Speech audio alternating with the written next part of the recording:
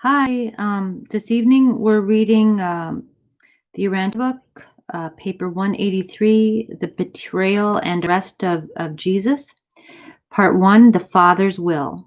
Okay. There is great danger of misunderstanding the meaning of numerous sayings and many events associated with the termination of the Master's career in the flesh. The cruel treatment of Jesus by the ignorant servants and the calloused soldiers, the unfair conduct of the trials,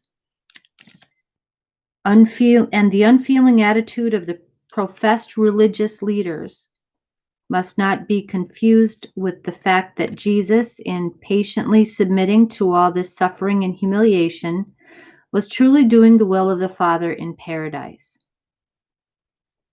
It was indeed and in truth the will of the Father that his Son should drink to the full the cup of mortal experience, from birth to death.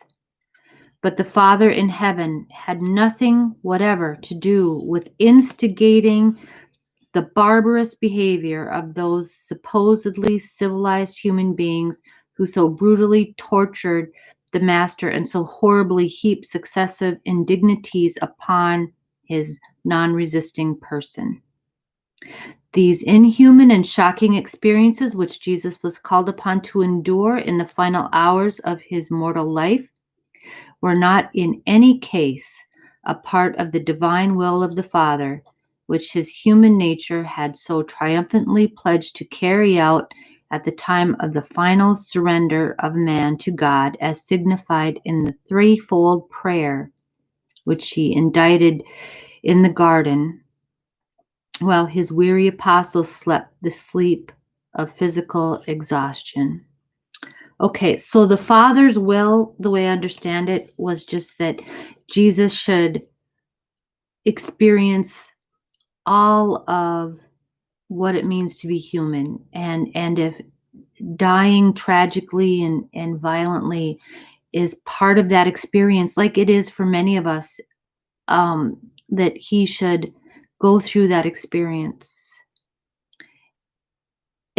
But the will of the Father, or any agents of heaven didn't contrive um, to create this horrible fate for Jesus. They loved Jesus. It was wholly up to us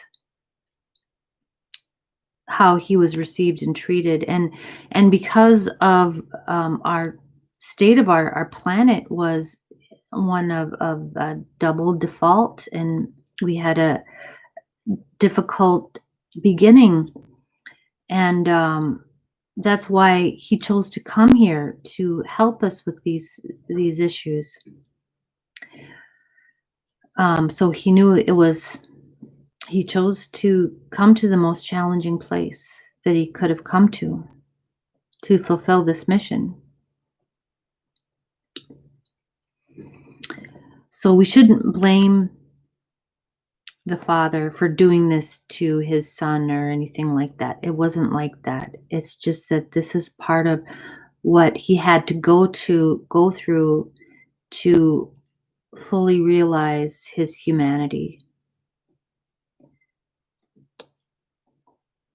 to be able to relate to us and in the most genuine sense. And because he loved us that much, he wanted to truly know what it's like to suffer as a human, suffer through these trials that we go through, that we put each other through. Okay, the Father in heaven desired the bestowal Son to finish his earth career naturally, just as all mortals must finish up their lives on earth and in the flesh. Ordinary men and women cannot expect to have their last hours on earth and the supervening episode of death made easy by a special dispensation. Accordingly, Jesus elected to lay down his life in the flesh in the manner which was in keeping with the outworking of natural events, and he steadfastly refused to extricate himself from the cruel clutches of a wicked conspiracy of inhuman events which swept on with horrible certainty toward his unbelievable humiliation and ignominious death. He didn't run from this. He could have run away. And when you look at the prophets that we celebrate here, um, Muhammad ran, and Lao Tzu, who I emulate, I admire, went away. So going to the mountains to live in isolation is one thing that's acceptable for a prophet to do, I guess, and write from, write your journals from where you're safe, away from all the trials. But Jesus didn't do that. He was in the thick of things, and he just continued saying what he was saying, and they continued to object to that he was telling the truth, and that he was coming up against the authorities that existed at the time. And he refused to run. He refused to legitimize those false leaders who had crystallized, enslaved, the people until these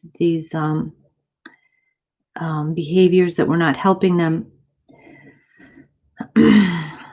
So he paid for it, expected to pay for it with death, and he did. That's all. And every bit of all this astounding manifestation of hatred and this unprecedented demonstration of cruelty was the work of evil men and wicked mortals. This wasn't even like, it said before how, Caligastia and Lucifer, they all thought they were all chuckling, but it wasn't their work either. This was the work of evil men and wicked mortals. God in heaven did not will it, neither did the archenemies of Jesus dictate it, though they did much to ensure that unthinking and evil mortals would thus reject the bestowal Son. Even the father of sin turned his face away from the excruciating horror of the scene of the crucifixion. Even the father of sin turned his face away. How do they know that? I guess they know that. But yeah, even Lucifer didn't want to watch it.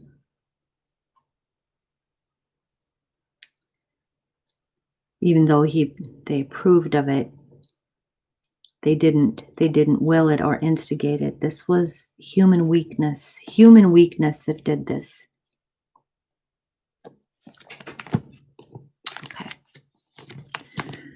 Okay, thank you very much.